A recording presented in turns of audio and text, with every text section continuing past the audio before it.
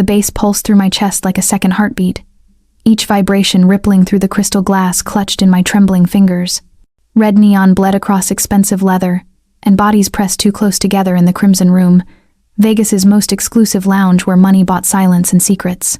I hadn't touched the vodka cranberry melting in my hand. Couldn't trust myself not to shatter the glass if I tried.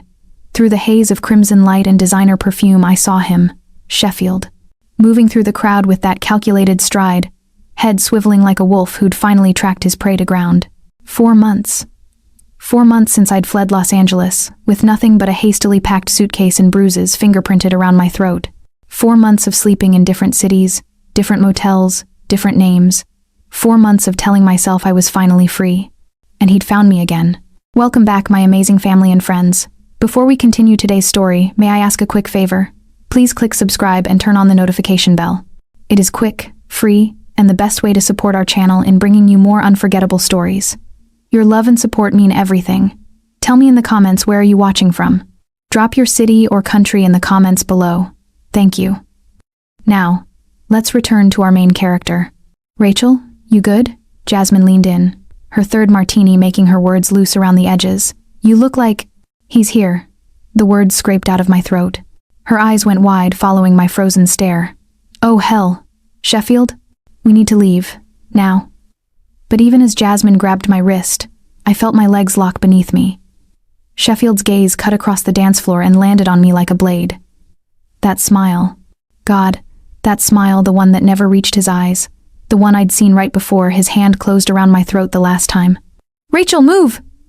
Jasmine yanked harder, but Sheffield was already carving through the crowd, his tall frame shouldering past dancers who didn't know to be afraid of him. The exit seemed impossible, an ocean of oblivious bodies between me and freedom. My breath came in shallow gasps, the familiar claws of panic tearing at my ribs. The VIP section, Jasmine hissed, pulling me along the wall toward the velvet ropes cordoning off the elevated lounge area. I know one of the bouncers, come on. We moved through shadows, pressed against mirrored walls while Sheffield's eyes swept the room with that predatory focus I'd learned to fear during our 2 years together. The security guard, a wall of muscle in a black suit, lifted the rope with barely a glance at Jasmine's smile. Small mercies. The VIP section breathed different air, darker, quieter beneath the base. Gold accents caught the dim light around private booths where beautiful people draped themselves across leather like living art. I felt painfully visible in my simple black dress and department store heels, a rabbit stumbling into a den of wolves. Bathroom, Jasmine decided, her grip firm on my wrist. We'll hide until we can slip out the back. That's when I saw him at the ropes. Sheffield had spotted us. The security guard was distracted by his phone, and Sheffield was already talking to him, probably spinning some story about his girlfriend who'd wandered off. Jasmine. My voice cracked. He's coming. She pulled me deeper into the VIP section, but I knew it was useless. There was nowhere left to run in this velvet-lined trap, and Sheffield had already slipped past the guard. Then I saw the booth in the farthest corner. 3 Korean men in immaculate black suits sat there, still as statues, radiating danger like heat off asphalt. But it was the man in the center who stopped my breath. Even seated, he commanded the space, broad shoulders, perfectly tailored suit jacket open over a crisp white shirt, dark hair swept back from a face all sharp angles and unreadable intensity. Ink crawled up his neck from beneath his collar, elegant and lethal. His eyes found mine, dark, watchful, ancient. For one suspended moment, I felt stripped to my core, like he could read every desperate thought scratching inside my skull. Then his gaze shifted past me, narrowing just slightly. He'd seen Sheffield approaching. Survival instinct overrode reason. Some primal part of my brain recognized sanctuary in this dangerous man's orbit, not safety, but power, protection. I broke away from Jasmine and moved. Wait, Rachel. Her protest dissolved behind me. I reached the booth on legs that shouldn't have held me. The 2 men flanking him shifted almost imperceptibly, but the center figure remained perfectly still, watching me with the patience of a predator who'd never learned to chase. Please, I whispered, my voice shaking despite every effort to steady it. My ex, he's... The words died. I couldn't finish. The man didn't speak. He simply extended one hand in the smallest gesture, barely a movement at all, yet it carried absolute authority. His companions shifted, creating space, an invitation without words. Behind me, I heard Sheffield's voice, smooth and poisonous. Rachel, sweetheart, There you are. I didn't think. I moved.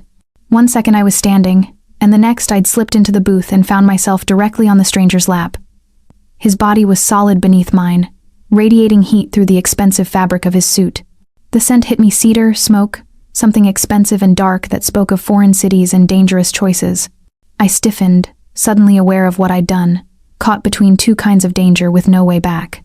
A strong arm settled around my waist, not restraining but anchoring, possessive yet careful.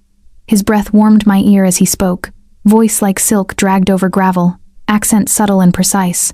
Bold move, or disparity? Both, I breathed, unable to look away from Sheffield, who'd frozen 3 feet away, finally recognizing the gravity of his mistake. The stranger's hand tightened fractionally on my hip. When he spoke again, his voice dropped lower, just for me. Then we make this convincing. He shifted, angling his body so Sheffield could see exactly who I'd chosen. The 2 men flanking us straightened almost imperceptibly. The air changed. Even the music seemed to quiet. Sheffield opened his mouth, but the stranger spoke first, his words soft as a knife through silk. You're mine now. Not a question, not a plea. A simple statement of fact that rewrote reality. Sheffield's face went white. He took 1 step back, then another. One of the stranger's men stood a silent mountain of a man who didn't need to speak. Within seconds, security materialized, hands on Sheffield's shoulders, escorting him toward the exit without a single word being exchanged. I sat frozen on this stranger's lap, my heart hammering against my ribs, watching my nightmare disappear into the crowd. When Sheffield finally vanished through the doors, I let out a breath I didn't know I'd been holding. The man beneath me hadn't moved. His arm was still around my waist, steady as stone. I could feel his heartbeat against my back, slow, controlled, utterly calm. Who are you? I managed to whisper. His lips curved against my ear, the ghost of a smile in his voice. Miho Kong. He paused, letting the name settle. And you've just started something you can't undo, Rachel Williams. He knew my name. Somehow, he already knew. It started the way these things always start, with charm masking control, with apologies wrapped in promises, with my own desperate need to believe I could save someone who didn't want saving. Sheffield Kingston had been everything I thought I wanted. Successful VP at a corporate security firm, well-connected, devastatingly charming when he chose to be. By the time I realized his love felt more like ownership, I was already trapped. The first time his hand closed around my throat, he cried after. Swore it would never happen again. But it did. Again. And again. Until the night I chose survival over the lie we'd been living, packed what I could carry, and ran. That was 4 months ago. Now I sat on a different kind of dangerous man's lap. And somehow, I felt safer than I had in years. Miho's voice pulled me back to the present, low and measured near my ear. Can you walk? I nodded, not trusting my voice. The adrenaline was beginning to ebb, leaving my legs shaky beneath me. Good. His arm released my waist, but his hand remained at the small of my back, steady, guiding. We leave through the back. My car is waiting. He stood in one fluid motion, bringing me with him. His men moved like shadows, flanking us as we crossed the VIP section. Jasmine materialized at my side, eyes wide with questions I couldn't answer yet. Rachel, what the hell? I'll explain later, I whispered. Just trust me. She didn't look convinced, but she squeezed my hand once before stepping back. One of Miho's men handed her a card, discreet, unmarked. If she needs you, he said simply, then turned to follow us.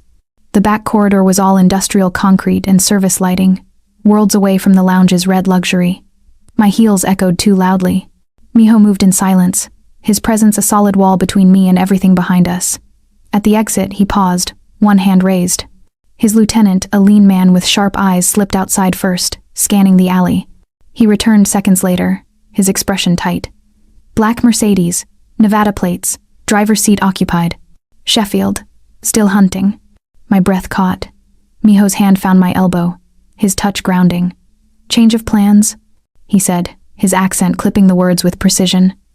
Jin, bring the car to the north exit. We'll take the service tunnel. We moved deeper into the building's underbelly, through passages marked staff only and authorized personnel. I wanted to ask how he knew these routes, but the answer was obvious.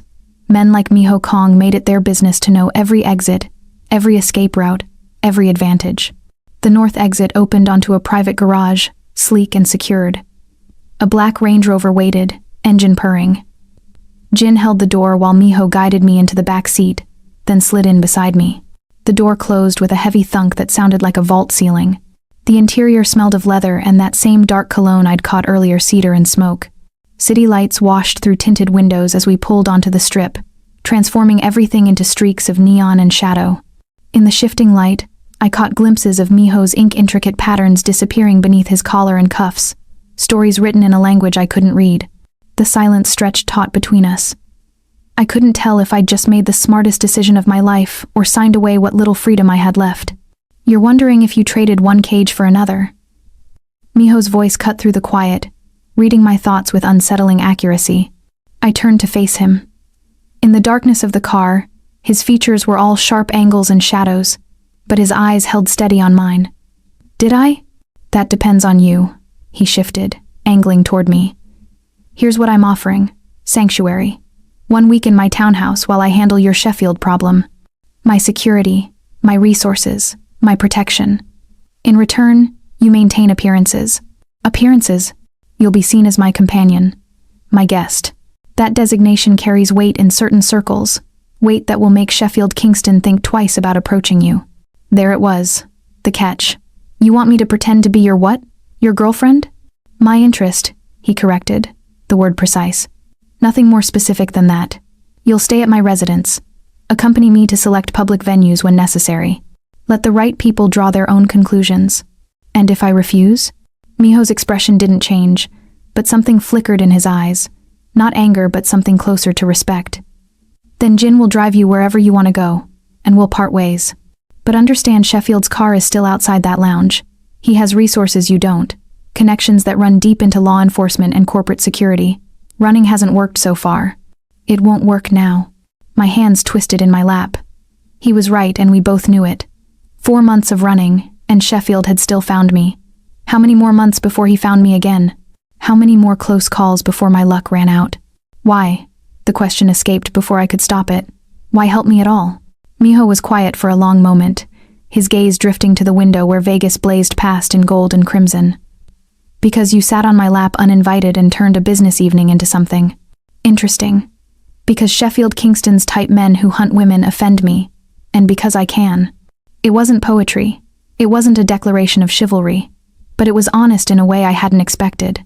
1 week, I said finally. 1 week. And I can leave any time? The doors don't lock from the outside, Rachel Williams. His use of my full name sent a shiver down my spine. You're not a prisoner. You're under protection. There's a difference. I wanted to believe him. God, I wanted to believe him. The Range Rover turned off the strip, gliding through quieter streets lined with luxury residences. We stopped before a modern townhouse, all clean lines and frosted glass, tucked behind iron gates and mature landscaping. Security cameras tracked our arrival. Miho exited first, then offered his hand. I hesitated only a second before taking it. His grip was warm, solid, certain. Inside, the space was minimalist elegance, dark wood, soft lighting, art that probably cost more than my car. Everything spoke of control, precision, wealth earned through means I didn't want to examine too closely. An older Korean woman appeared from the kitchen, her expression serene. Miho spoke to her in rapid Korean, then turned to me. This is Mrs. Kang. She manages the household. If you need anything, ask her. Mrs. Kang bowed slightly. Welcome, Miss Williams. I've prepared the guest suite. While you're under my roof, Miho continued, his voice dropping into something formal, almost ceremonial. No one touches you. No one questions why you're here. No one threatens you. Break any of my rules, and you leave. Break any laws, and you're on your own. But follow the arrangement, play the part when necessary, and Sheffield Kingston will learn what it means to pursue someone under my protection. He stepped closer, close enough that I had to tilt my head to meet his eyes. Do we have an agreement? My heart hammered against my ribs. This was insane, reckless, dangerous. But Sheffield was more dangerous. We have an agreement, I whispered. Something almost like a smile crossed Miho's face. Good. Mrs. Kang will show you to your room. We'll discuss details tomorrow. Tonight, you rest. He turned to leave, then paused at the stairs. Rachel, you made the right choice, even if it doesn't feel like it yet. Then he was gone, ascending into darkness. leaving me standing in a stranger's house wondering if I'd just found salvation or surrendered to something far more complicated than escape. I woke to sunlight filtering through sheer curtains, disoriented until memory rushed back. The Crimson Room, Sheffield's face in the crowd, Miho Kong's quiet command. The guest suite was larger than my entire Los Angeles apartment had been. Floor-to-ceiling windows overlooked a private courtyard where water trickled over dark stone. Everything was muted elegance. Charcoal linens, warm wood, a single piece of abstract art that probably cost more than I'd earned in a year. For the first time in 4 months, I'd slept past dawn. The realization should have felt like victory. Instead, it felt dangerous, like my body had betrayed me by relaxing in a stranger's house, under a dangerous man's protection. I found clothes laid out on the bench at the foot of the bed, simple but expensive, tags still attached. Black silk blouse, tailored pants, everything in my exact size. The precision unsettled me. How had he known? Downstairs, the townhouse revealed itself in morning light. Korean modern fused with Vegas opulence, clean lines softened by textured fabrics, minimalist furniture that probably had names I couldn't pronounce. Art hung on walls like quiet statements. A traditional ink painting beside contemporary photography, east meeting west in careful balance. Mrs. Kang was in the kitchen, moving through the space with practiced efficiency. She looked up as I entered, her expression warm but measuring. "Good morning, Miss Williams. Please, call me Yoon-hee." Her English carried a melodic accent. "Coffee? Tea? I've prepared breakfast." "Coffee would be amazing, thank you." I slid onto a stool at the marble island. "The clothes." "Mr. Miho's instructions.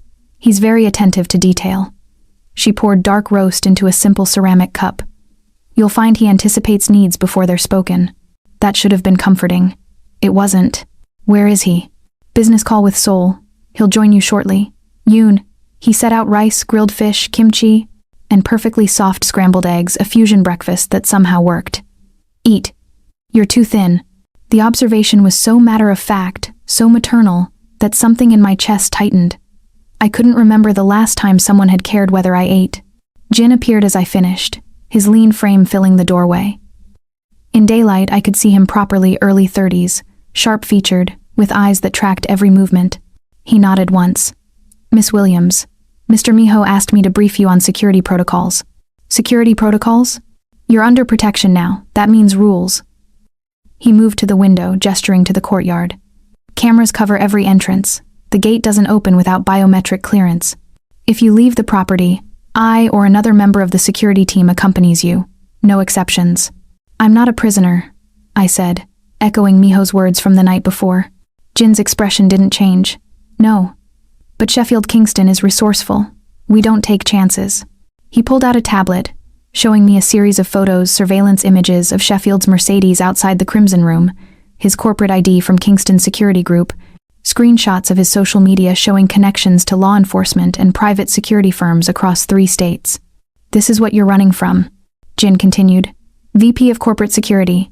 Knows how to track people, how to use resources most civilians don't have access to. He's been following you since Phoenix, possibly before." My stomach turned. "How do you know all this?" "Because Mr. Miho had me compile it last night while you slept." Jin's tone was neutral, but something like respect flickered in his eyes. When he offers protection, he means it, which includes understanding exactly what we're protecting you from. The weight of it settled over me, the surveillance, the resources, the cold efficiency of Miho's world. This wasn't just shelter, this was strategy. What else should I know about him? The question escaped before I could stop it. Jin considered me for a long moment. "Mr. Miho runs 3 legitimate businesses, 2 casino investments and an art gallery on the Strip. Everything is legal, profitable, and clean. What happens around those businesses?" He paused. "That's where things get complicated. But you don't need to know those details. You just need to know he keeps his word. And if I want to leave, then you leave." Jin's answer was immediate. "But not today. Today, Sheffield's people are watching. Give it time." He left me alone with that thought, and I spent the afternoon exploring the townhouse, 3 levels of carefully curated spaces that revealed nothing personal about their owner. No family photos, no sentimental objects, just art and architecture and a library filled with books in Korean, English, and Japanese. By evening, restlessness drove me to the rooftop terrace. Vegas sprawled below, a glittering grid of ambition and excess. The sun was setting, painting the desert sky in shades of amber and blood orange. I stood at the glass railing, letting the dry heat soak into my skin, feeling simultaneously exposed and protected by the height. Beautiful, isn't it? I turned to find Miho emerging from the stairwell. He'd shed his jacket, sleeves rolled to reveal more of the ink that decorated his forearms, intricate patterns of waves, clouds, and what might have been a dragon's tail curving toward his elbow. His hair was slightly mussed, the first crack in his perfect composure I'd seen. I'm not used to standing still, I admitted. 4 months of running, and now. I gestured vaguely at the view, the house, everything. It feels like waiting for the other shoe to drop. Miho moved to stand beside me, close enough that I caught his scent again, cedar and something darker. The shoe already dropped. You sat on my lap in front of witnesses. Sheffield knows where you are now, in a sense. He knows you're under my protection. That changes his equation. Does it scare him? It should. No arrogance in the statement, just fact. Men like Sheffield rely on isolation, cutting their victims off from resources, from help, from anyone who might intervene. You removed that advantage. I studied his profile against the dying light. Why did you really say yes? When I sat down, you could have had me removed. Instead, you played along. Why? Miho was quiet for so long I thought he wouldn't answer. Then, why did you choose me? Of all the people in that lounge, why my table? Because you looked like the only man he'd fear. The truth came easily. Sheffield's a predator. He only understands power. And you. I trailed off, searching for the right words. You looked like power incarnate. Something shifted in Miho's expression, a softening around his eyes, a slight curve of his lips. Not quite a smile, but close. Dangerous and almost human at once. That's the first honest thing you've said since you arrived, he murmured. Most people lie to me, Rachel Williams. They tell me what they think I want to hear, or they're too afraid to speak at all. But you're afraid, yet you speak truth anyway. Survival skill, I said. Lying to dangerous men only works until it doesn't. Smart. His almost smile deepened fractionally. You'll do well here. Here? I thought it was just a week. Miho turned to face me fully, his expression unreadable in the fading light. 1 week was the agreement, but something tells me you're the kind of woman who renegotiates when circumstances change. Are circumstances changing? They changed the moment you chose me. He stepped closer, close enough that I had to tilt my head to maintain eye contact. Jin showed you Sheffield's file. You know what you're up against now. 1 week might not be enough to neutralize that threat properly. So what are you suggesting? I'm suggesting, Miho said carefully, that we reassess at the end of the week. See if the arrangement still serves us both. If it does, we continue. If it doesn't, you leave with resources, new identity, relocation assistance, things that will actually keep you safe long term. It was more than fair, more than I'd expected, and somehow, that made it more terrifying. I don't understand you, I whispered. Men like you don't just help people out of kindness. No, he agreed. We don't.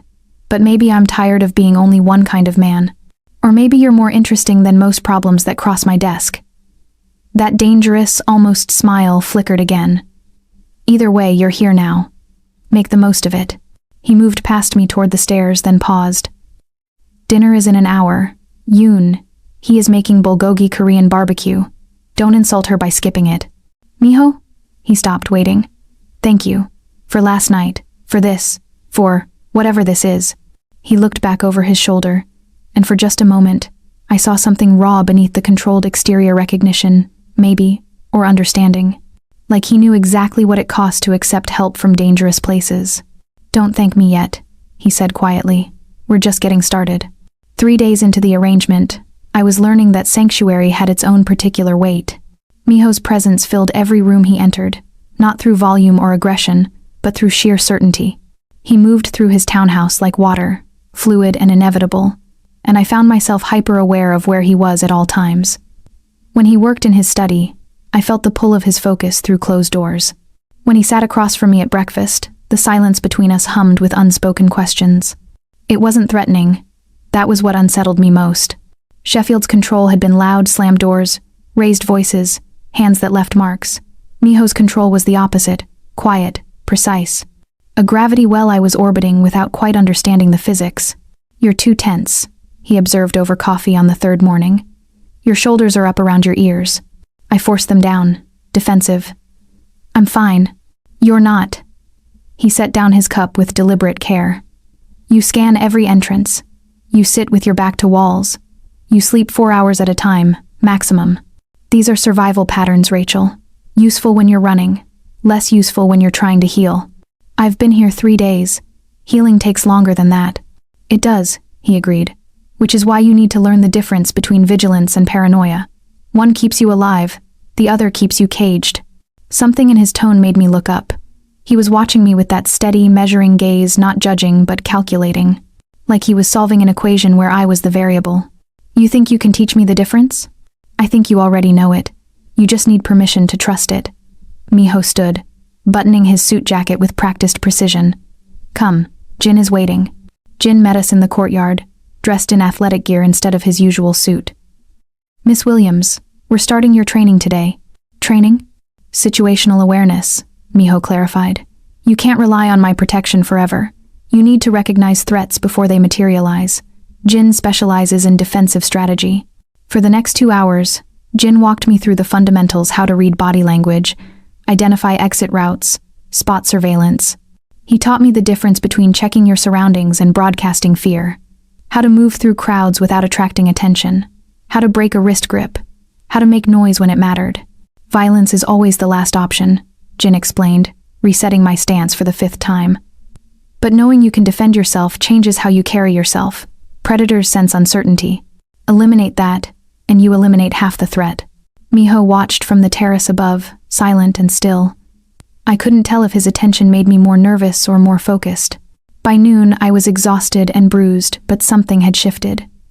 My body remembered competence. For 2 years with Sheffield, I'd been trained to be small, compliant, afraid. This was different. This was reclamation.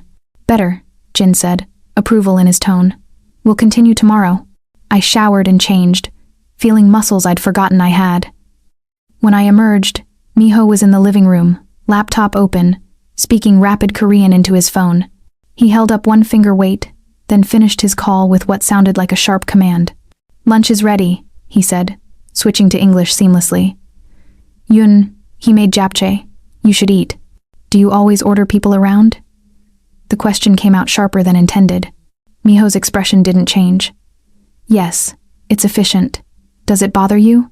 I considered lying, then remembered his comment about honesty. Sometimes. I spent 2 years with someone who told me what to do, when to do it, how to do it. I'm still learning to hear suggestions instead of commands. Then I'll rephrase. His tone softened fractionally.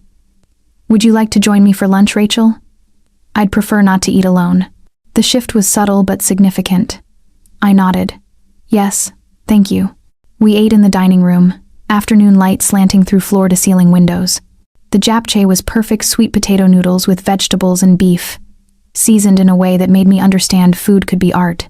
Jin says you did well today, Miho offered between bites. I felt clumsy. Everyone does at first. Competence comes with repetition.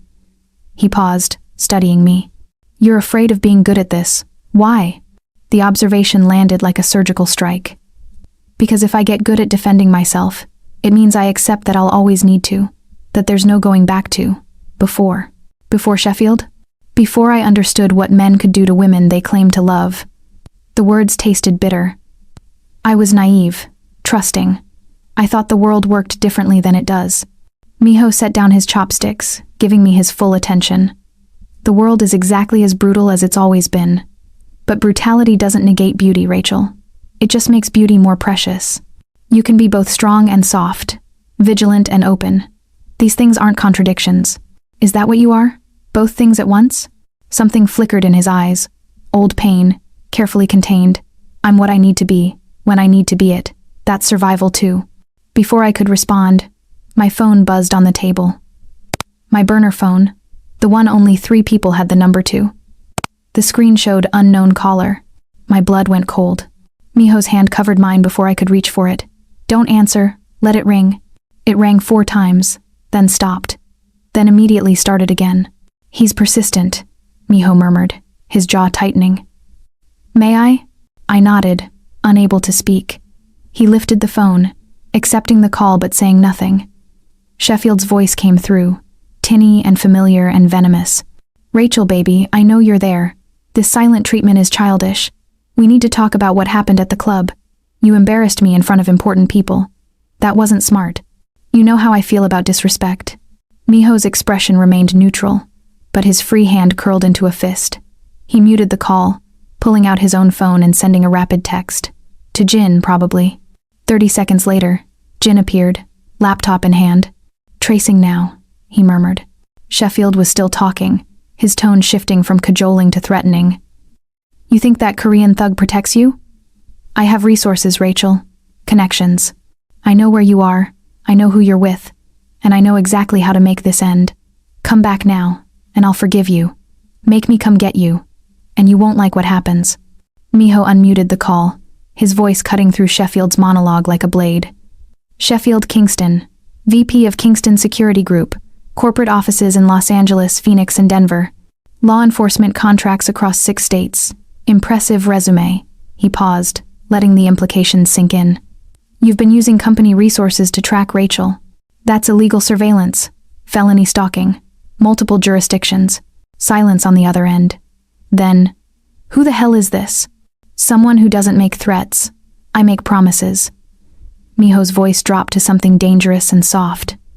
"You will not call this number again. You will not approach Rachel Williams. You will not use your corporate connections to locate her. If you violate any of these conditions, I will dismantle everything you've built. Your career, your reputation, your freedom. Do you understand? You can't. I can, and I will." Miho ended the call, then powered down the phone entirely. He handed it to Jin. "Full analysis. I want to know every call he's made, every text, every ping off every tower. Build the case."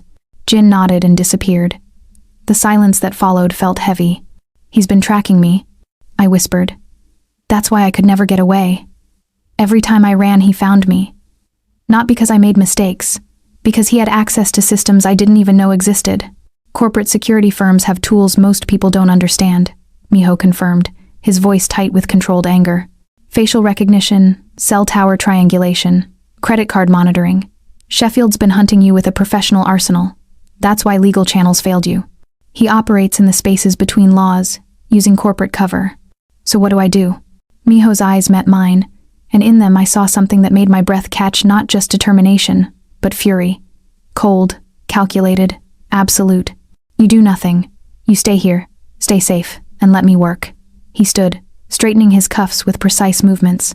"Sheffield Kingston thinks his corporate connections make him untouchable. He's about to learn differently. No one hunts under my protection. No one. Miho. He's not untouchable, Rachel." The promise in his voice was iron, clad. Not anymore. He left me sitting there, the remnants of lunch forgotten, my heart pounding with something that felt like hope and fear tangled together. For the first time in 4 months, I wasn't alone in this fight. And for the first time, I believed I might actually win. 4 weeks changes a person. 4 weeks of training with Jin, learning to read rooms instead of just fearing them. 4 weeks of Yoonhee's cooking, putting healthy weight back on bones that had grown too sharp from months of running. 4 weeks of sleeping through the night in a locked room, where the only danger was my own dreams. 4 weeks of Miho's careful, deliberate presence teaching me that power didn't have to be loud to be absolute. I studied myself in the mirror, barely recognizing the woman staring back. The red suit was perfection tailored to precision, the exact shade of the Crimson Room's neon the night I'd first sat on Miho's lap. The color of danger and desire and decisions that couldn't be undone. My hair fell in dark waves over my shoulders, makeup subtle but striking. I looked like I belonged in Miho's world. Maybe I was starting to. "Ready?" Miho appeared in the doorway, and something flickered across his face, surprise maybe, or appreciation. He wore a black suit that probably cost more than a sedan, crisp white shirt open at the collar, his ink visible against tan skin. We matched without planning to, power dressed in crimson and midnight, as I'll ever be. My voice was steadier than I expected. "Remind me why we're doing this?" "Because Sheffield needs to see what you've become." Miho offered his arm, the gesture formal and protective at once. "And because Vegas's elite need to understand that you're not just under my protection, you're beside me. There's a difference." The Bellagio rose against the desert night like a palace of light and money. Valets rushed to handle the Range Rover while photographers captured arrivals for society pages. Miho's hand settled at the small of my back as we approached the entrance, his touch grounding me. "Breathe," he murmured. "You belong here." The ballroom was pure Vegas opulence, crystal chandeliers throwing prismatic light across marble floors, ice sculptures melting slowly beside champagne fountains, beautiful people in designer, everything. A string quartet played something classical and expensive. The air smelled of money and ambition. Heads turned as we entered. Miho cut through the crowd like a ship through still water, people parting instinctively. Some nodded respectfully, others avoided eye contact entirely. All of them knew exactly who he was, and what crossing him meant. "Miho Kong." A silver-haired man in a tuxedo approached, hand extended. "Didn't expect to see you at charity functions." "Malcolm." Miho's handshake was brief, controlled. "Even I support worthy causes. May I introduce Rachel Williams?" "Rachel, this is Malcolm Reeves, CEO of Desert Star Hospitality." "Charmed." Malcolm's gaze flickered over me, assessing, then returned to Miho with new calculation. "I wasn't aware you were involved with anyone. Now you are." Miho's tone was pleasant and absolute. "Excuse us." We moved deeper into the gala, and I felt the whispers following us like a current. "Rachel Williams. Never heard of her. Must be important if she's with him. Look at that suit. Look at how he looks at her." Jin materialized beside us, his expression tight. "He's here. Southeast corner, near the auction tables. He bribed one of the junior event coordinators." My heart stuttered. Miho's hand tightened fractionally at my waist. "Expected. Predictable. Stay close." We moved through the crowd like we owned it because in this room, Miho essentially did. He introduced me to casino owners, art dealers, politicians who smiled too much and said too little. With each introduction, I felt myself standing taller. These people saw me beside Miho Kong and made assumptions about my power. Let them. Then I saw Sheffield across the ballroom, and the carefully constructed confidence cracked. He looked different, thinner, harder, desperation aging him in ways 4 months shouldn't have. His suit was expensive but rumpled, his eyes wild as they locked onto me. He started moving through the crowd, and I felt the old fear clawing up my throat. "Easy." Miho's voice was steady in my ear. "He has no power here, only what you give him." Sheffield was 10 feet away, 5. Then Jin stepped into his path, a wall of controlled threat in an elegant suit. "You're not welcome," Jin said quietly. "I'm a paying guest." Sheffield's voice carried edges of mania. "I have every right to be here. Rachel, baby, please, can we just talk? 5 minutes. That's all I'm asking." People were staring now. Phones were coming out. This was about to become a scene, and Sheffield knew it. He was counting on public pressure, on social embarrassment forcing me to engage. Miho moved then, not rushed, not aggressive, just inevitable. He stepped between Sheffield and me, angling his body so I was completely shielded. When he spoke, his voice was soft enough that only Sheffield, Jin, and I could hear it clearly. But somehow, the entire ballroom seemed to quiet. "You're confused about your position, Sheffield Kingston." Miho's accent sharpened each word into precision instruments. "You think public spaces grant you immunity. You think witnesses make you safe. You fundamentally misunderstand how power works. You can't threaten me here. I'm not threatening you." Miho's smile was terrible and beautiful at once. "I'm explaining reality. You don't belong in her world anymore. You had your chance at her light, and you chose to smother it. That opportunity has ended, permanently." Sheffield's face went red, then white. "You think you can just steal my girlfriend? I have rights. She was never property to be stolen." Miho's voice dropped to something dangerous. "And you forfeited any rights when you put your hands on her throat?"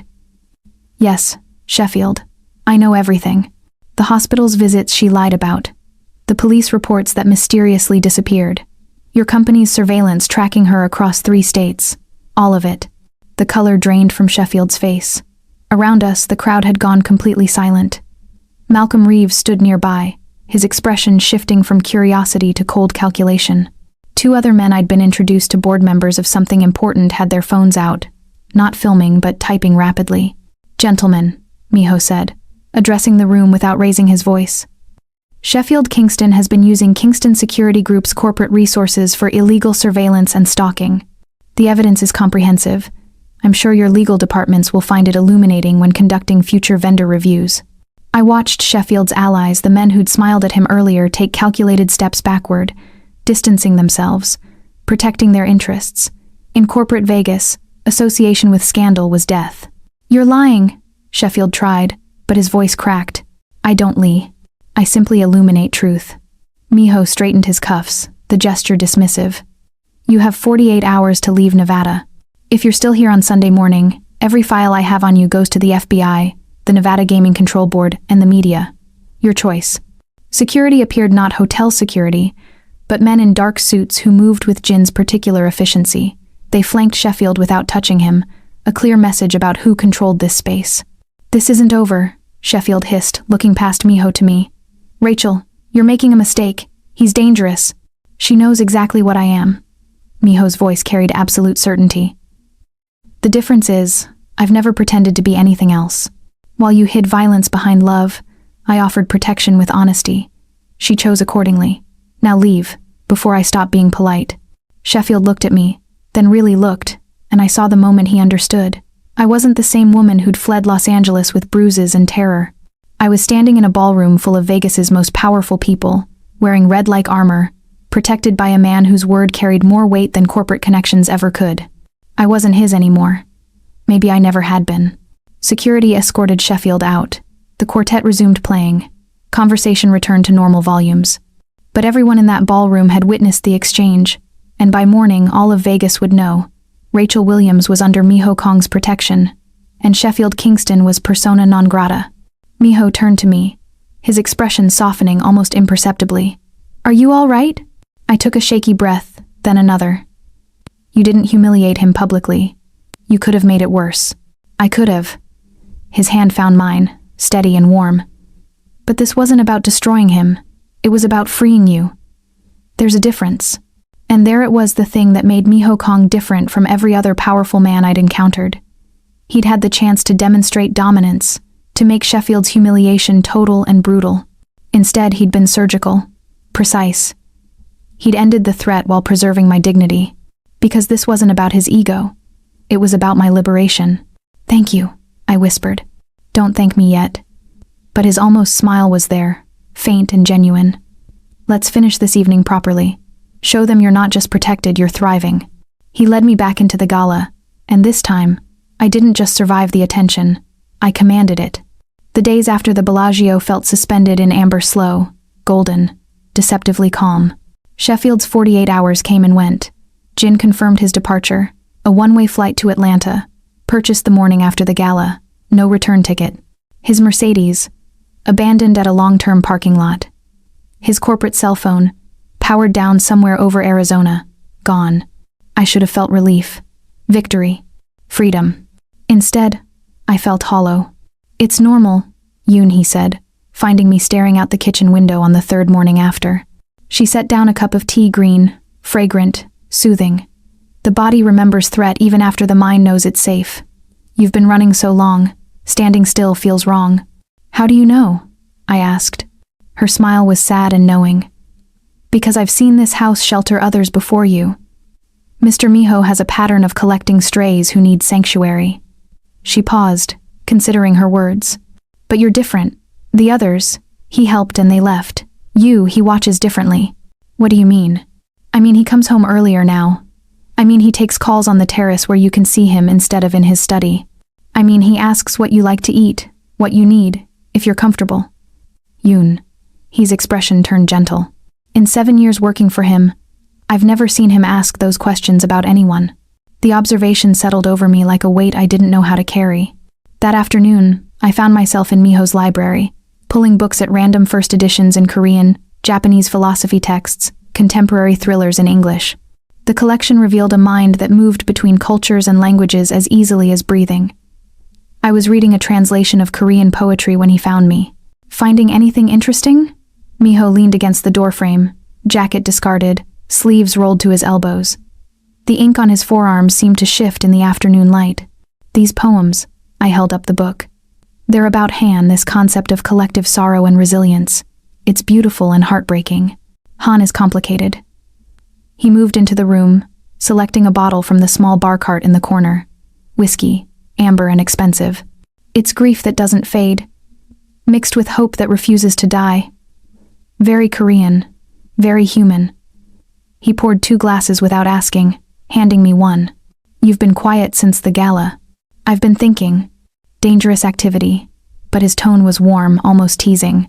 I took a sip, smooth heat sliding down my throat. Why did you help me, Miho? Really? He settled into the chair across from me, considering the question with his usual careful precision. You want the truth or the answer that makes you comfortable?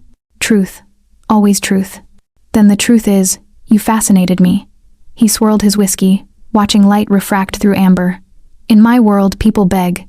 They plead, negotiate, offer things they think I want. You did none of that. You saw danger and ran toward different danger, gambling that I was the better odds. That takes calculation. Courage. Desperation, yes, but controlled desperation. You didn't ask for help, Rachel. You demanded survival. And that was enough? One bold move? No.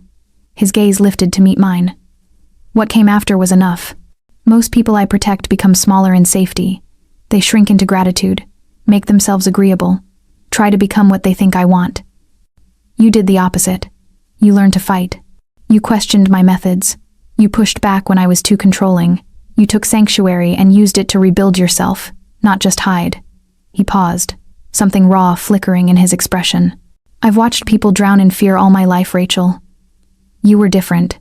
You swam. The words hit deeper than I expected. Your world has made you very good at reading people. My world has made me very good at using people, he corrected quietly. Reading them is just the first step. But with you, I didn't want to use, I wanted to preserve, protect, help someone become more instead of less. Why? I pressed. You have legitimate businesses, money, power. You don't need complications like me. Miho was quiet for a long moment, his jaw tight. When he spoke, his voice carried an edge I'd never heard before. Not anger, but something closer to pain. My mother fled an abusive marriage when I was 8. Took me and my sister in the night with nothing but the clothes we wore. She worked 3 jobs to keep us fed, safe, invisible. When I was 13, my father found us. He tried to drag her back. Miho's knuckles whitened around his glass. I stopped him, put him in the hospital. Spent 6 months in juvenile detention while my mother rebuilt her life. The system didn't protect her. The law didn't protect her. She had to wait for her son to grow big enough to be dangerous. My throat tightened. Miho. You remind me of her, he continued. Not physically, but that steel underneath fear, that refusal to stay broken. When you sat on my lap that night, terrified but defiant, I saw my mother making the same impossible choice, trusting a dangerous stranger because the known danger was worse. How could I turn you away? I set down my glass with shaking hands. I'm sorry. For what happened to her. To you. Don't be sorry. Be alive. Be free. That's the only payment I want. He stood, moving to the window, backlit by Vegas afternoon. Sheffield is gone. You're safe now. Truly safe. What you do with that safety is your choice. I stood too, drawn toward him by gravity I couldn't name. What if I'm not ready to leave yet? He turned, surprise flickering across his features. You want to stay? I want to understand this. I gestured between us, this charged space where fear had somehow transmuted into something else entirely. You've been careful with me, respectful, patient, but I see how you look at me sometimes, Miho, like you're holding something back. I am. His admission was immediate. Because you came to me from violence. I won't be another man who takes what he wants without asking. Then ask. The air between us went electric. Miho closed the distance slowly, giving me every chance to retreat. His hand came up to cut my face, thumb tracing my cheekbone with devastating gentleness. Rachel Williams, he murmured. May I kiss you? Yes. His lips met mine carefully, at first testing, questioning. I answered by pulling him closer, fingers curling into his shirt. The kiss deepened, became something hungry and necessary and real. He tasted like whiskey and smoke and promises kept. His hand stayed careful on my waist, my face, never demanding more than I offered. When we finally broke apart, both breathing hard, I whispered, You don't own me, Miho. No. His forehead rested against mine, his voice rough with want and restraint. But I'll protect you like I do, if you'll let me. What does that mean? Long term? It means you stay as long as you want. Leave when you're ready. I don't do cages, Rachel, only open doors. His hands tightened fractionally on my hips. But while you're here, you're mine to protect, mine to care for, mine in every way you choose to give yourself, and no further. That's not how men like you usually work.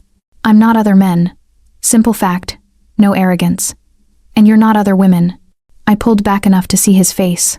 This beautiful, dangerous man who'd dismantled my nightmares with surgical precision and handed me back my life. I'm not ready to leave yet. I need you to know that. This isn't about fear or obligation or gratitude. I'm choosing to stay because I want to understand what this is between us. Something like relief crossed his features. Then we have time. As much as you need. Miho? He waited, patient as always. Take me upstairs. His eyes darkened with understanding and want. Are you certain? I'm certain I want to choose this. Choose you. Choose how I reclaim my body and who I share it with. I stood on my toes, lips brushing his. I'm certain I trust you. That's enough. He lifted me like I weighed nothing, my legs wrapping around his waist as he carried me from the library, up the stairs, past the guest room I'd been sleeping in, to his bedroom, a space I'd never entered, all dark wood and clean lines and windows overlooking the city. He set me down gently, hands framing my face. We go at your pace. You say stop, we stop. You say slow, we slow. You're in control here, Rachel, always. And for the first time in years, I believed it. 2 weeks of peace should have been enough warning that the storm was coming. I woke in Miho's bed, our bed now, though that shift still felt new and fragile to find him already dressed, standing at the window with his phone pressed to his ear. His voice was low, clipped Korean that carried an edge I'd learned to recognize, controlled fury. Something was wrong. He ended the call and turned, his expression carefully neutral in that way that meant he was calculating damage before sharing it. Get dressed. Something's happened. 15 minutes later, we were in the Range Rover with Jin at the wheel, speeding toward the strip. Dawn painted the desert in shades of bruised purple and amber. Miho's hand found mine, his grip tight enough to hurt. Talk to me, I said quietly. Nevada Gaming Control Board raided the Lotus at 4 a.m. Agents, armed officers, warrants claiming money laundering and racketeering. His jaw worked. The Lotus is clean. Has been for 3 years. Every transaction documented, every dollar accounted for. This isn't about evidence, it's about optics. My stomach dropped. Sheffield. Kingston Security Group has contracts with Nevada law enforcement. He called in favors, manufactured suspicion, weaponized bureaucracy. Miho's voice was ice. It's a message. He can't touch you directly, so he's attacking what I've built. Guilt crashed over me like a wave. This is because of me. This is because Sheffield Kingston is a vindictive coward who can't accept defeat. Miho's grip on my hand tightened. Don't take ownership of his actions, Rachel. The Lotus Casino rose ahead, a sleek, modern building with Asian-inspired architecture, usually welcoming and warm with red lanterns and gold accents. Now it was surrounded by official vehicles, yellow tape, officers moving in and out with file boxes. Cameras from local news stations had already assembled, vultures circling fresh meat. We parked in the back. Miho's lawyer, a sharp-eyed woman named Patricia Huang, met us at the service entrance. They executed the warrant at closing time for maximum disruption, she explained, falling into step beside us. Seized financial records going back 5 years, interviewed staff, photographed everything. It's aggressive even by gaming control standards. Legal basis? Miho asked. Thin. Anonymous tip about suspicious transactions. No specific allegations, just vague concerns. It screams political pressure. Patricia's expression was grim. This will tie up operations for weeks minimum while they process everything. Even when we're cleared, and we will be cleared, the damage to reputation is done. We entered through the back offices. Staff looked shaken, some still giving statements to agents. I saw the fear in their faces, not of Miho, but for their jobs, their livelihoods. This place employed over 200 people. Because Sheffield wanted to hurt me. Miho spent the next 3 hours managing crisis lawyers, accountants, his business partners, staff who needed reassurance. I watched him work with cold efficiency, every word calculated, every gesture controlled. This was the man who ran Vegas's underworld with surgical precision, the man people whispered about in careful tones. But I also saw the cost, the tightness around his eyes, the way his hand clenched when he thought no one was watching. By noon, we were back at the townhouse. Miho went straight to his study, closing the door. I stood in the hallway, listening to him make call after call in Korean, his real language, the one he used when English felt too restraining. Jin found me there. He'll manage this. He always does. This is my fault. No. Jin's tone was firm. This is Sheffield's fault. And it was predictable. Men like him don't accept humiliation. They escalate. Then I need to leave. The words came out steadier than I felt. Before he escalates again. Before more people get hurt because of me. Jin studied me with those sharp, assessing eyes. You think running protects him? I think my presence endangers everything he's built. Then you don't understand what you've become to him. Jin glanced toward the closed study door. Mr. Miho has spent 15 years building an empire. In that time, I've seen him negotiate with cartels, outmaneuver rival organizations, survive 3 attempted assassinations. Nothing rattles him. But you? He shook his head. You make him careful, human. That terrifies him more than any threat Sheffield Kingston could manufacture. I don't want to be his weakness. You're not. You're the reason he's fighting smarter instead of harder. There's a difference. Before I could respond, Miho's study door opened. He looked exhausted, jacket off, shirt sleeves rolled up, hair disheveled from running his hands through it. His eyes found mine across the hallway. Rachel, come here. I entered the study, Jin closing the door behind us to give us privacy. Miho leaned against his desk, arms crossed, watching me with that intense focus that made me feel simultaneously exposed and safe. You're planning to leave, he said. Not a question. How did you? Because you're logical and self-sacrificing and you think removing yourself removes the problem. He pushed off the desk, closing the distance between us. You're wrong. People are losing their jobs because Sheffield is targeting you for protecting me. How is that wrong? No one's losing jobs. The Lotus will reopen within a week with full back pay for affected staff. Patricia's already filing motions to expedite the review process. Sheffield's stunt bought him temporary disruption, nothing more. Miho's hands settled on my shoulders, firm and grounding. But more importantly, you leaving doesn't solve anything. Sheffield will see it as victory and escalate elsewhere. The only way to end this is to finish it completely. How? By making him radioactive. Something dangerous flickered in Miho's expression. Jin's been building a comprehensive file, every illegal surveillance, every corporate resource misused, every regulation violated.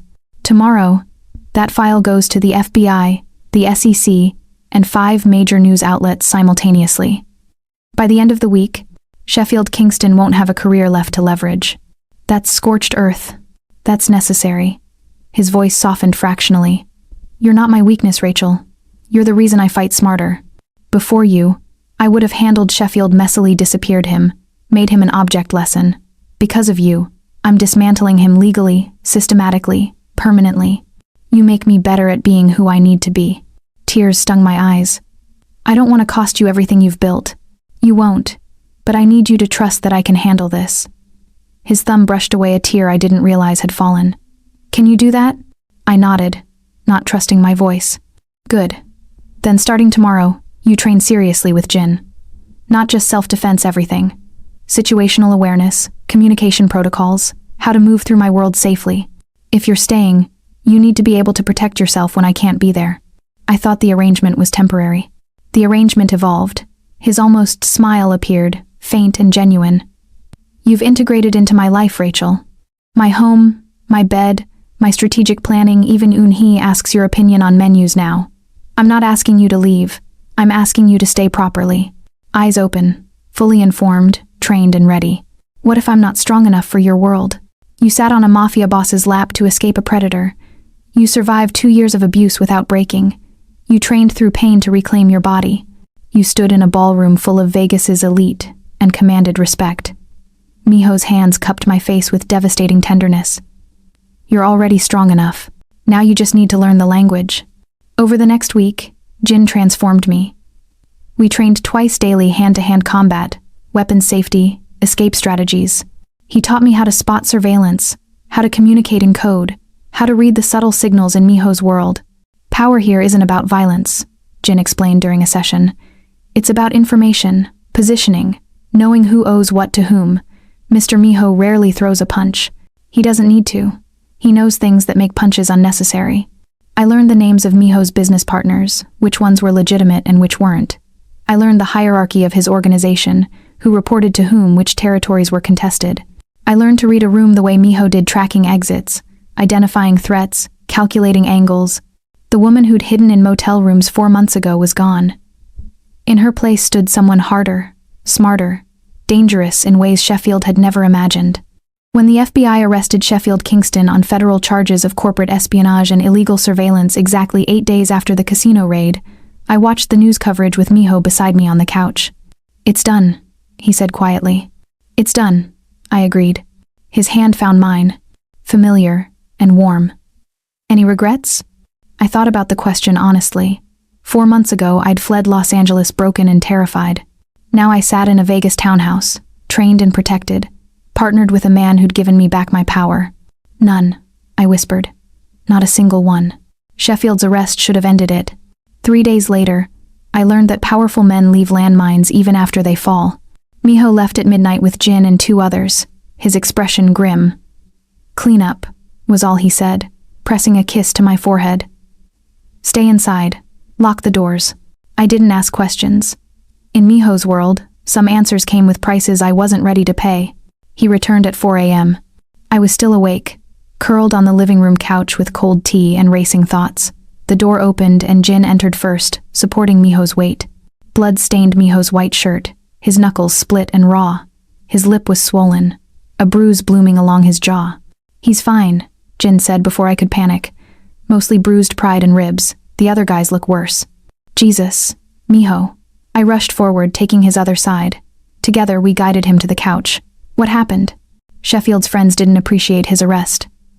Miho's voice was rough, each word careful like his ribs hurt. 2 corrupt officers from Kingston Security's payroll decided to deliver a message. They picked the wrong night and the wrong parking garage. Jin set a first aid kit on the coffee table. "I'll give you privacy. Mr. Miho, take the pain medication. Doctor's orders." When we were alone, I knelt between Miho's legs, opening the kit with shaking hands. "Let me see." He unbuttoned his ruined shirt slowly, wincing. Bruises mottled his ribs deep purple and angry red. His knuckles were worse, split across 3 fingers. But his eyes, when they met mine, held something more dangerous than pain, vulnerability. "I'm supposed to protect you," he said quietly. "Not come home bleeding. Shut up and let me work." I cleaned his knuckles first, dabbing antiseptic with careful pressure.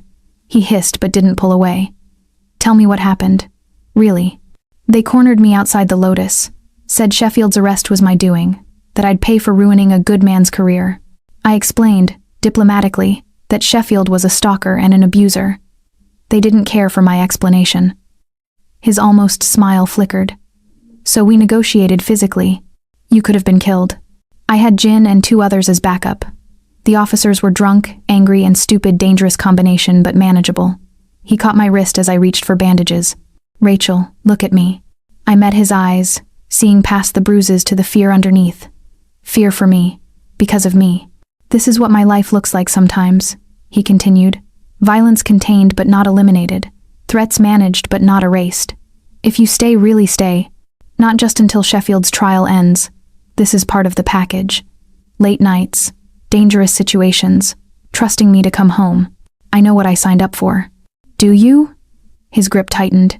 "Because tonight, fighting those cops, all I could think was, Rachel's safe at home. Rachel's waiting. Rachel's mine to come back to." And that thought, that vulnerability, nearly got me killed. I hesitated for half a second, distracted by the idea of you worrying, and one of them landed a hit I should have blocked. The confession hung between us, raw and honest. "You've become my greatest vulnerability," he whispered. "The thing that can break my focus, compromise my judgment, make me human when I need to be cold. And I don't know how to reconcile that with keeping you safe." I set down the antiseptic, my hands finding his face, careful of the bruises, cradling him like something precious and breakable. "Then we're even. Because you've become my strength. The reason I stopped running. The reason I can stand in rooms that used to terrify me. The reason I believe I deserve safety and choice and love that doesn't leave marks. Rachel, I'm not afraid of your world, Miho. I'm afraid of living without you in it." The words came easier than I expected. "You think you're my weakness? You're wrong. You're the first person who gave me back my power, who taught me I could be protected without being possessed, who showed me that dangerous and gentle aren't contradictions." Something cracked in his expression, that careful control shattering into raw emotion. He pulled me up onto his lap, mindful of his ribs, his forehead resting against mine. "I love you," he breathed. "God help me. I love you so much, it terrifies me. I love you too." The words were easy, true, inevitable. Bruises and all, violence and all, vulnerability and all. His kiss was desperate, tasting of copper and salt and need. I responded carefully, aware of his split lip, his bruised ribs, his battered body. But Miho deepened the kiss anyway, hands spanning my waist, pulling me closer like I was oxygen and he'd been drowning. "Bedroom," I murmured against his mouth. "Let me take care of you properly." "Rachel, I can't, my ribs." "I know." I stood, offering my hand. "That's why I'm in control tonight. Trust me?" His eyes darkened with understanding and want. "Always." I led him upstairs slowly, letting him set the pace. In his bedroom, our bedroom moonlight painted everything silver and shadow. I undressed him carefully, mapping each bruise with gentle fingers, learning the landscape of his pain. "Lie down," I whispered. He obeyed, stretching out on the bed with a wince. I undressed deliberately, letting him watch, reclaiming my body through his gaze.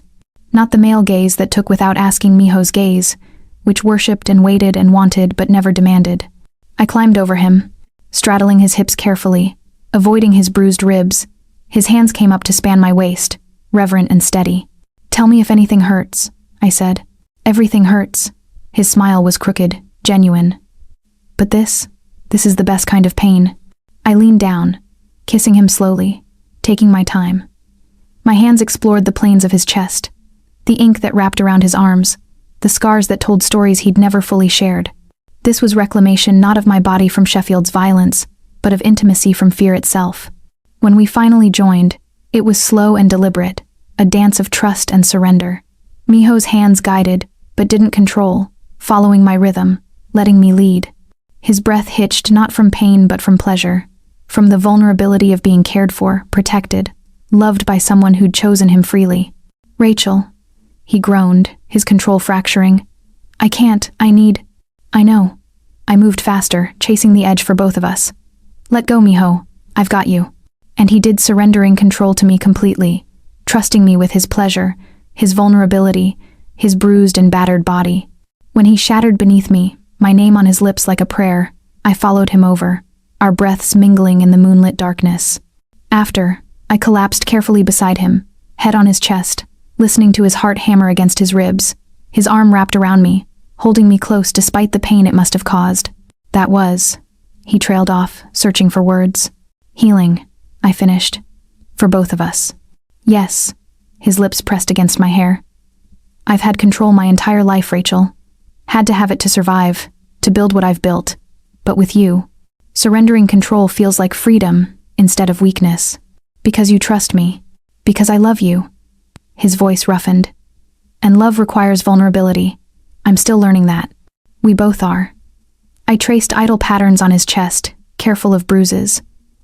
"I spent 2 years believing love meant enduring pain. You're teaching me it means sharing it instead, carrying it together."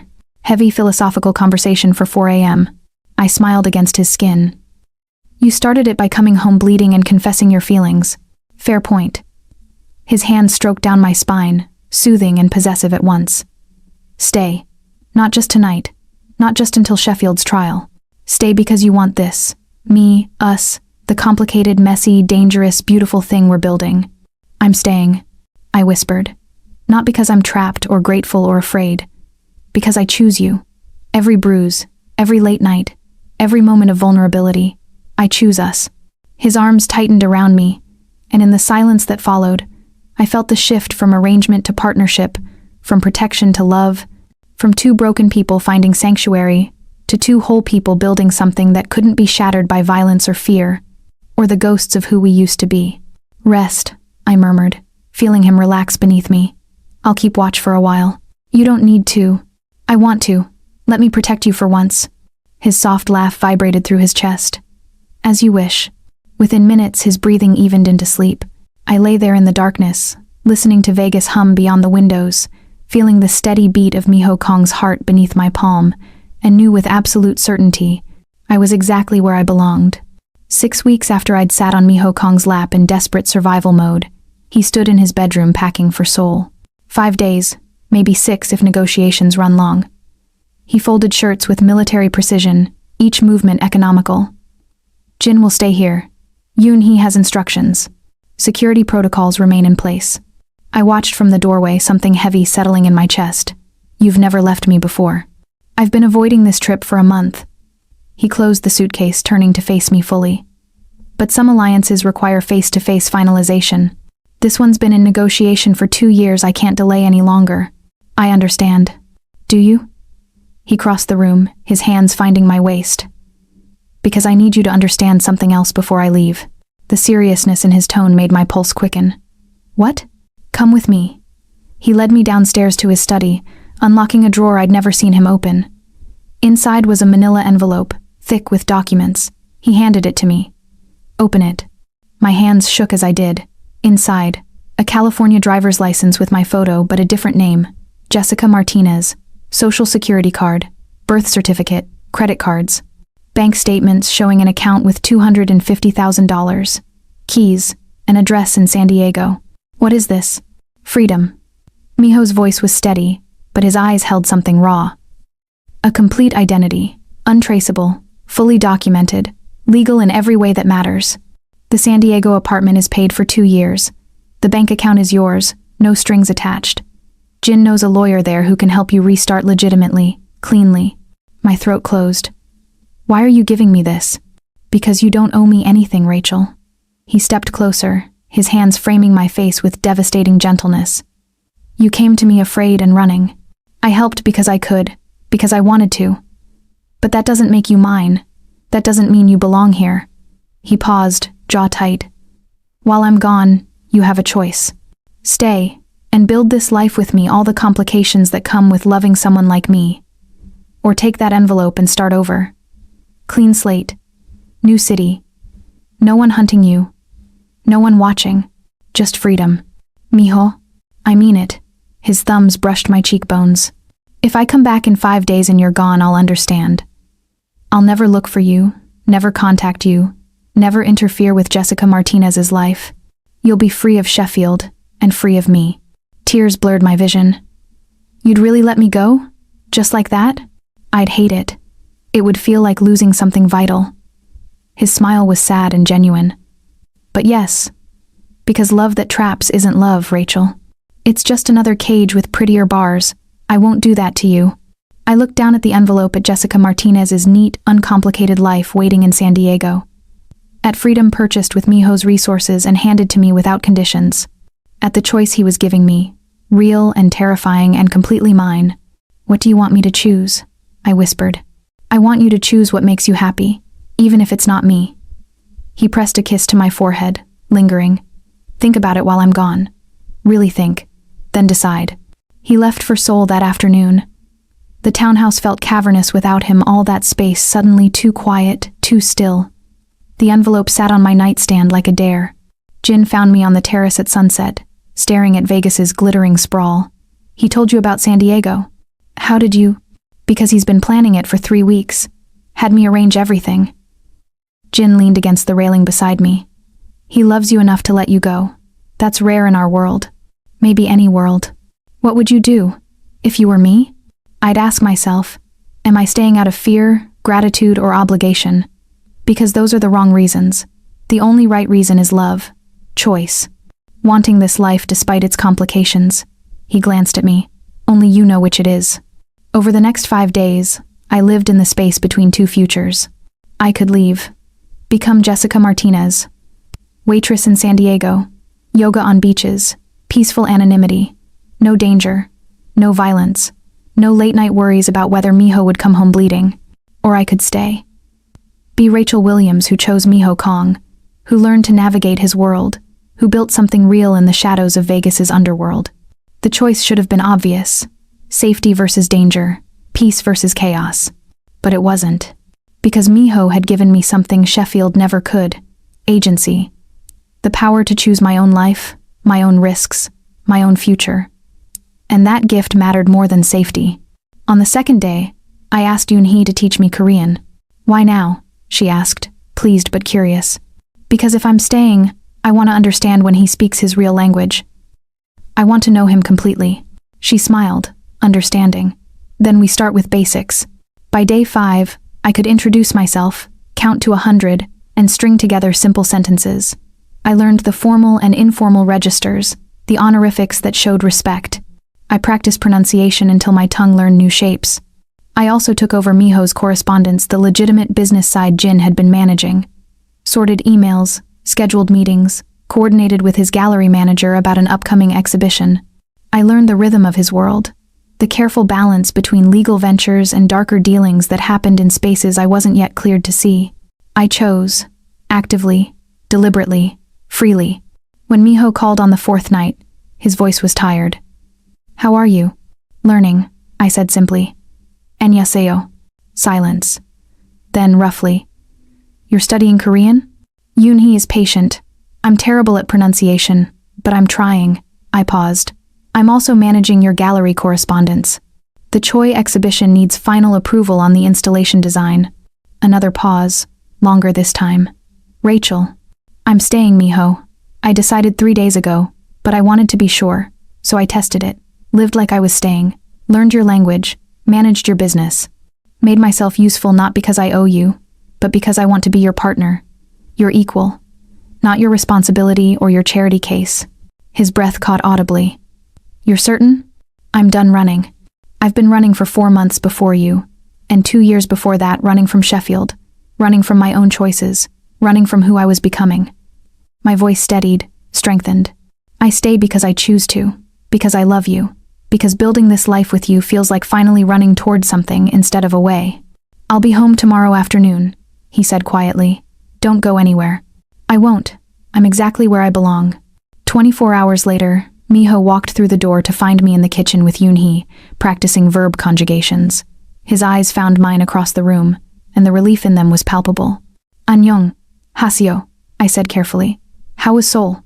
He dropped his bags, crossed the room in 3 strides, and pulled me into his arms. "Successful, profitable, meaningless without you here." I buried my face in his neck, breathing him in cedar and smoke and home. "The envelope's in your desk drawer. I didn't need it. I see that." His arms tightened. "What you said on the phone about being partners equals. I meant it. I'm not your damsel anymore, Miho. I'm your ally, your lover, your choice, just like you're mine." He pulled back enough to see my face, his expression raw with emotion. "Then let's celebrate properly. Get dressed." Something red. 2 hours later, we returned to where it all began. The Crimson Room. But everything was different now. I wore red again, not a desperate choice, but a deliberate one. Power dressed in crimson confidence. Miho's hand rested at the small of my back as we entered, not possessive but partnered. The bouncer recognized us, lifting the rope immediately. In the VIP section, we sat side by side on the leather couch where I'd first crashed into his lap. Not me on him, seeking protection. Beside him, claiming equal space. The music pulsed. Neon washed everything crimson. Miho lifted his whiskey, eyes never leaving mine. "You're still mine," he murmured, just loud enough for me to hear. I leaned in, my smile dangerous and free and completely genuine. "Only because I want to be." His answering smile was everything fierce and tender and certain. Good answer. Around us, Vegas blazed on, indifferent to the quiet revolution happening in a VIP booth. A woman who'd fled violence finding love in dangerous arms. A powerful man learning that strength included surrender. 2 broken people building something unbreakable from shared scars and chosen trust. Sometimes salvation wears the face of danger. Sometimes love whispers, "You're mine now," not as a claim, but as a promise. And sometimes, the boldest choice a woman can make is to stop running, stand still, and claim the life she wants with both hands, consequences and all. I chose this. I chose him. I chose us. And I'd never felt more free. And that's the end of today's story. If it touched something inside you, please subscribe, like, and share your thoughts. I read them all, and they mean more than you know. Until we meet again, take care of your heart, and remember every ending holds a new beginning.